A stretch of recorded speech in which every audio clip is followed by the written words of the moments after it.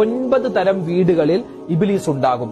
ഒന്നാമത്തേത്, ലഹരി ഉപയോഗിക്കുന്ന മനുഷ്യൻ ഏത് വീട്ടിലാണോ ഉള്ളത് അവിടെ ഇബ്ലീസ് ഉണ്ടാകും, പിശാച് ഉണ്ടാകും.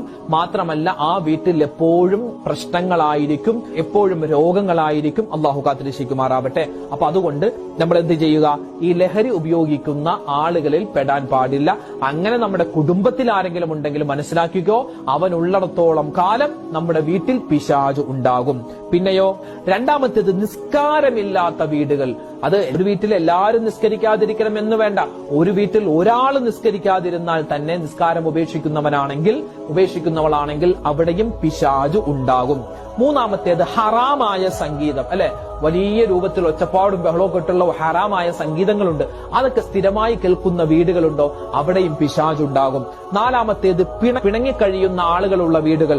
അവിടെയും അല്ലാഹു തആല പിശാചിന് കൂടുകൂട്ടാൻ അവസരം കൊടുക്കുമെന്നാണ്. 3 ദിവസത്തേക്കാൾ കൂടുതൽ ആരും പിണങ്ങിക്കഴിയാൻ പാടില്ല. 3 ദിവസത്തേക്കാൾ കൂടുതൽ പിണങ്ങിക്കഴിഞ്ഞിട്ട് അപ്പോഴെങ്ങാനും മരണപ്പെട്ടു പോയാൽ ഒരു അമലും അല്ലാഹു സ്വീകരിക്കില്ല, നേരെ നരകത്തിലേക്ക് പോകും. റബ്ബ് കാക്കുമാറാവട്ടെ. അഞ്ചാമത്തേത്, രൂപങ്ങൾ, കോലങ്ങൾ അത് ഉള്ള വീടുകൾ. ഇപ്പൊ കുറവാണ് കേട്ടോ. അങ്ങനെ വെച്ചാൽ പിശാച് ആ വീട്ടിലുണ്ടാകും, റഹ്മത്തിന്റെ മലക്കുകൾ വരൂല. അതുപോലെ തന്നെ ചില വീടുകൾ ഇപ്പൊ കുറവാണ്, മുമ്പൊക്കെ ഉണ്ടായിരുന്നു. പിന്നെ രൂപം, കോലം അതൊന്നും നമ്മുടെ വീട്ടിൽ വെക്കണ്ട. അതുപോലെ തന്നെ ഈ വീട്ടിലേക്ക് ഷോക്കേസിലൊക്കെ Download ShareChat.